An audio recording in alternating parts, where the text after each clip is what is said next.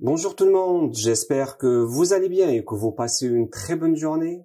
On se retrouve aujourd'hui pour une nouvelle présentation au niveau de laquelle nous allons nous intéresser ensemble à l'application Qubidai FM.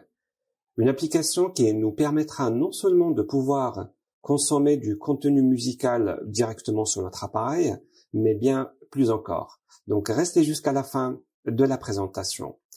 Forcément, et pour télécharger cette dernière, vous allez trouver le lien du téléchargement dans la description de la vidéo. Je vous invite à le faire vivement et surtout rapidement parce que ce genre d'application est supprimé automatiquement par Apple une fois découverte. Donc, commençons notre démonstration. Ouvrons l'application. Vous avez une interface très simple au niveau de laquelle vous avez premièrement les tendances selon votre localisation, avec même des stations radio si ça vous intéresse. Vous avez par la suite le bouton Liste si vous souhaitez créer des playlists de votre choix. Le bouton du milieu correspond au lecteur musical. Fichier, on va y revenir par la suite. Et nous avons ici par exemple le bouton Rechercher. Alors, commençons par chercher, on va dire, une musique libre de droit. Optons pour, alors on va dire celle-là. Donc on clique dessus, vous patientez un petit moment et la lecture du morceau se lance automatiquement.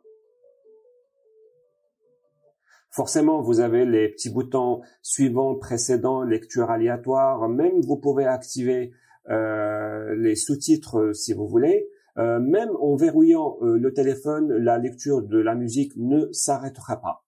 Donc ça, c'était déjà on va dire le premier avantage de cette application. Mais ce qui est encore mieux, c'est que si on revient vers le bouton rechercher et qu'on choisit notre morceau, vous voyez ici que nous avons un petit bouton téléchargement. On clique dessus, vous patientez un petit moment, vous vous redirigez vers la partie fichier.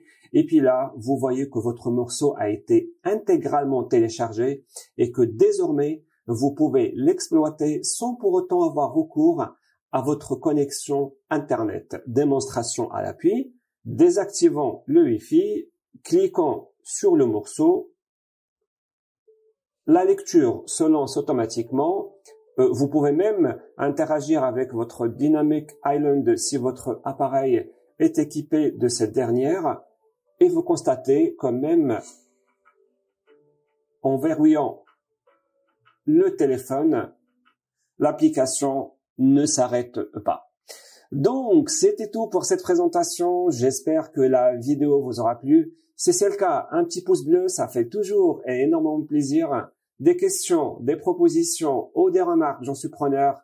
Et moi, de ma part, il ne me reste qu'à vous remercier et vous souhaiter un bon début de semaine. À très bientôt. Bye bye.